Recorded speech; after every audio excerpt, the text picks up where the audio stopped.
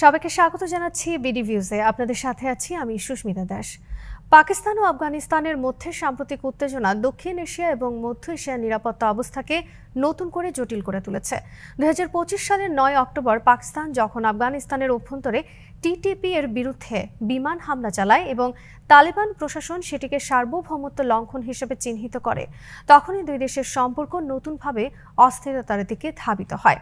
এর পরপরই দোহায় তুরস্ক ও কাতারের মধ্যস্থতায় একটি যুদ্ধবিরতি চুক্তি স্বাক্ষরিত হয়, যা সাময়িকভাবে উত্তেজনা কমালেও আসল সমস্যাগুলো অমীমাংসিত রয়ে যায়। পাক আফগান সংকট নিয়ে চলমান অস্থিরতার নেপথ্য কারণ অনুসন্ধান করেছেন ওয়াহিদ ফারুকী।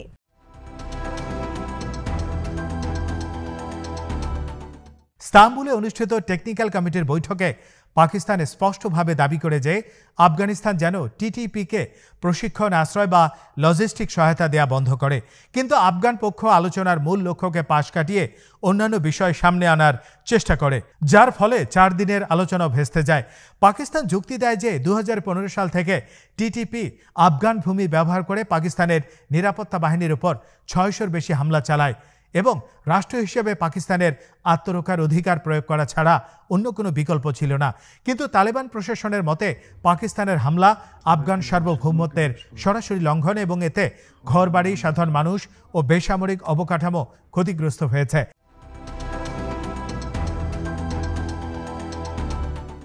এই পরিস্থিতি শুধু দুই দেশের মধ্যেই নয়, বরং পুরো অঞ্চলে উদ্বেগ সৃষ্টি করেছে।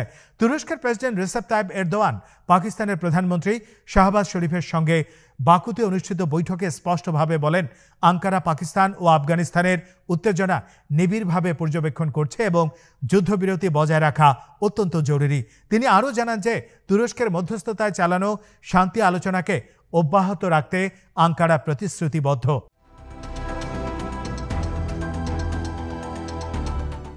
একই সঙ্গে তিনি পাকিস্তান তুরস্ক দ্বিপক্ষীয় বাণিজ্য, প্রতিরক্ষা, জ্বালানি এবং অর্থনৈতিক সহযোগিতা জোরদারের কথা উল্লেখ করেন। এরদোয়ান গাজায় যুদ্ধবিরতি বজায় রাখার গুরুত্ব আলাদা করে তুলে ধরেন। এই সমগ্র প্রেক্ষাপট দেখায় যে তুরস্ক এখন শুধু মধ্যপ্রাচ্যে নয়, বরং দক্ষিণ এশিয়াতেও একটি গুরুত্বপূর্ণ কূটনৈতিক শক্তি হিসাবে উত্থিত হচ্ছে।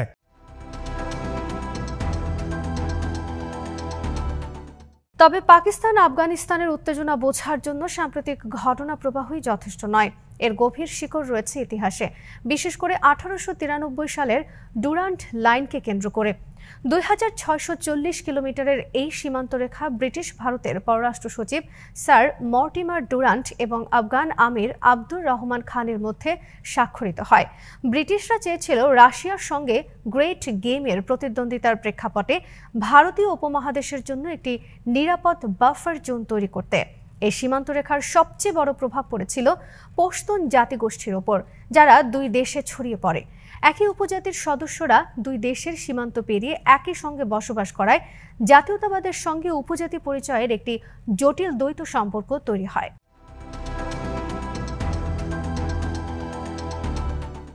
পাকিস্তান 1947 সালে স্বাধীনতা পাওয়ার পর থেকেই ডুরান্ট লাইনকে বৈধ আন্তর্জাতিক সীমানা হিসেবে বিবেচনা করে, কিন্তু কোনো আফগান সরকারই আনুষ্ঠানিকভাবে এই রেখাকে স্বীকৃতি দেয়নি।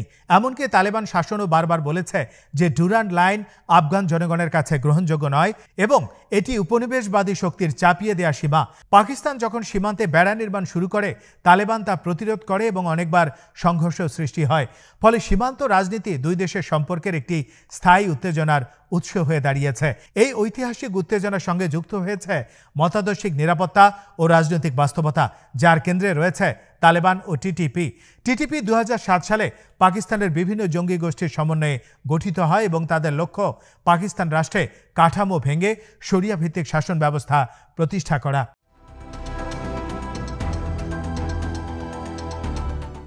তালেবান ও টিটিপি নিজেদের মধ্যে ভ্রাতৃত্বপূর্ণ সম্পর্কের কথা প্রকাশ্যে স্বীকার করেছে। দুই পক্ষের মধ্যে 3টি মৌলিক মিল রয়েছে: মতাদর্শিক অভিন্নতা, জাতিগত পশতুন পরিচয় এবং ঐতিহাসিক সহযোগিতা। তালেবান 2021 সালে ক্ষমতায় ফিরলে টিটিপি নতুন করে সক্রিয় হয় এবং আফগানিস্তানে নিরাপদ আশ্রয় পায়।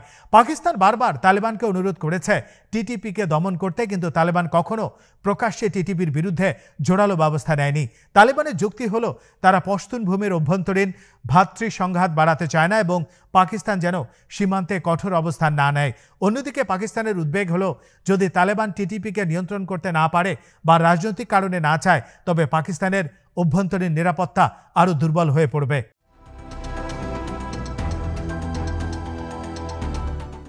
এই প্রেক্ষাপটে আন্তর্জাতিক আইন একটি কেন্দ্রীয় বিষয় হয়ে দাঁড়িয়েছে। জাতিসংঘ সনদের 2-4 অনুচ্ছেদ অনুযায়ী কোনো রাষ্ট্রের বিরুদ্ধে শক্তি প্রয়োগ সাধারণত নিষিদ্ধ।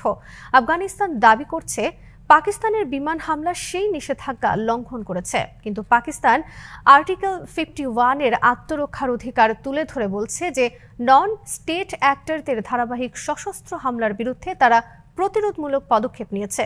প্রশ্ন হলো, টিটিপির হামলাকে আন্তর্জাতিক আইনে আর্মার্ড অ্যাটাক হিসেবে গণ্য করা যায় কিনা। আগে আন্তর্জাতিক আইনে কেবল রাষ্ট্রীয় হামলাকেই আর্মার্ড অ্যাটাক হিসেবে গণ্য করা হতো, কিন্তু 9/11 পরবর্তী বিশ্বের নন স্টেট অ্যাক্টরের গুরুতর হামলাও আর্মার্ড অ্যাটাক হিসেবে বিবেচিত হতে শুরু করে, যদি হামলাটি বড় মাপের হয়, সংগঠিত হয় এবং রাষ্ট্র আক্রান্ত হয়। পাকিস্তান এই যুক্তিকে ব্যবহার করছে। তবে আরেকটি প্রশ্ন আরও গুরুত্বপূর্ণ, আফগানিস্তান কি টিটিপির ওপর ইফেক্টিভ কন্ট্রোল বা কার্যকর নিয়ন্ত্রণ রাখে?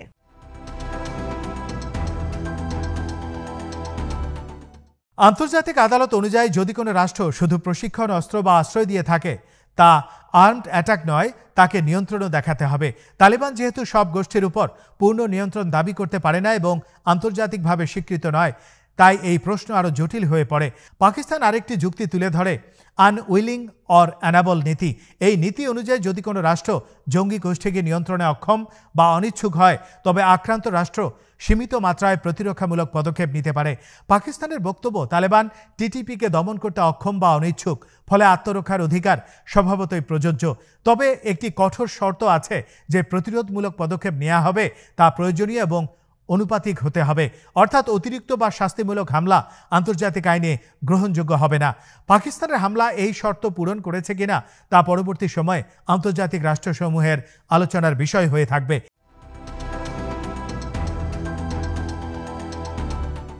এই সমগ্র উত্তেজনার মধ্যে তুরস্কের ভূমিকা বিশেষভাবে আলোচনায় এসেছে। তুরস্ক ঐতিহাসিকভাবে পাকিস্তানের অত্যন্ত ঘনিষ্ঠ মিত্র। সামরিক প্রযুক্তি, প্রতিরক্ষা শিল্প, দ্বিপাক্ষিক বাণিজ্য সব ক্ষেত্রেই দুই দেশের সম্পর্ক দৃঢ়। তুরস্ক তালেবান ক্ষমতায় ফেরার পর আফগানিস্তানের সঙ্গে যোগাযোগ বজায় রেখেছে। তালেবানের সঙ্গে কূটনৈতিক সম্পর্ক না থাকা সত্ত্বেও কাবুল বিমানবন্দর পরিচালনার ইচ্ছা, মানবিক সহযোগিতা এবং আঞ্চলিক কূটনীতিতে মধ্যম শক্তি হিসেবে তুরস্কের অবস্থান তাকে একটি সম্ভাব্য মধ্যস্থতাকারী হিসেবে প্রতিষ্ঠা করেছে। একই সময়ে গাজা ইস্যুতেও তুরস্ক যুদ্ধবিরতির পক্ষে দৃঢ় অবস্থান নিয়েছে। তাই পাকিস্তান আফগানিস্তান সংকট মধ্যস্থতায় তুরস্কের অংশগ্রহণ একটি বৃহত্তর আন্তর্জাতিক কৌশলের অংশ।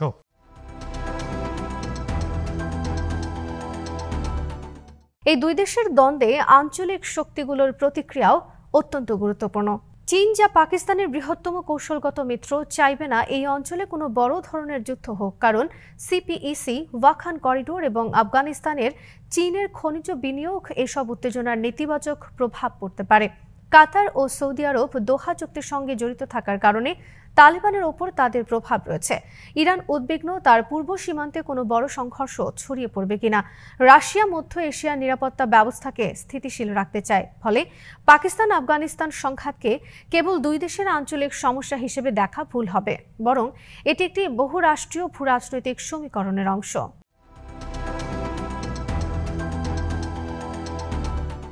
স্থায়ী শান্তি প্রতিষ্ঠা করতে হলে কয়েকটি মৌলিক সমস্যার সমাধান করতে হবে। ডুরান্ড লাইন সমস্যাটি রাজনৈতিকভাবে মীমাংসা করা এখনই সম্ভব নয়, তবে অন্তত সীমান্ত ব্যবস্থাপনায় পারস্পরিক সহযোগিতা বাড়াতে হবে। টিটিপির উপস্থিতি দুই দেশের মধ্যে সবচেয়ে বড় নিরাপত্তা বাধা। তালেবান যদি তাদের নিয়ন্ত্রণে আনতে ব্যর্থ হয়, তবে পাকিস্তান সামরিক বিকল্প বেছে নেবে, যা উত্তেজনা আরও বাড়াবে। সীমান্তে যৌথ টহল, গোয়েন্দা তথ্য বিনিময়, ট্রানজিট ট্রেড বাড়ানো এবং রাজনৈতিক আস্থার পুনর্গঠন, এসব ছাড়া স্থায়ী শান্তি আসবে না। একই সঙ্গে পশতুন অঞ্চলে অর্থনৈতিক উন্নয়ন, শিক্ষা, কর্মসংস্থান ও সামাজিক স্থিতিশীলতা ছাড়া চরমপন্থা কমানো যাবে না।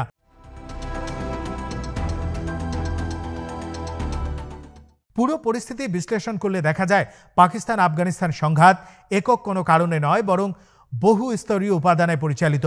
সীমান্ত বিরোধ, জাতিগত পরিচয়, মতাদর্শিক সম্পর্ক, সশস্ত্র গোষ্ঠীর কর্মকাণ্ড, আঞ্চলিক শক্তিগুলোর প্রতিযোগিতা সব মিলিয়ে এটি একটি জটিল নিরাপত্তা সংকটে পরিণত হয়েছে। তুরস্কের মধ্যস্থতা নতুন ধরনের কূটনৈতিক সম্ভাবনা তৈরি করেছে, কিন্তু তা যথেষ্ট নয়। দুই দেশের রাজনৈতিক সদিচ্ছা অপরিহার্য। যদি ঐতিহাসিক অবিশ্বাস দূর করা যায়, সীমান্তে সামরিক উত্তেজনা নিয়ন্ত্রণ করা যায় এবং উভয় রাষ্ট্র নিরাপত্তা সহযোগিতা বাড়ায়, তাহলে এই অঞ্চলে স্থায়ী শান্তির ভিত্তি স্থাপন করা সম্ভব। অন্যথায় পাকিস্তান আফগানিস্তান সম্পর্ক ভবিষ্যতেও উত্তেজনা, সংঘাত এবং অনিশ্চয়তার মধ্যেই ঘুরপাক খেতে থাকবে।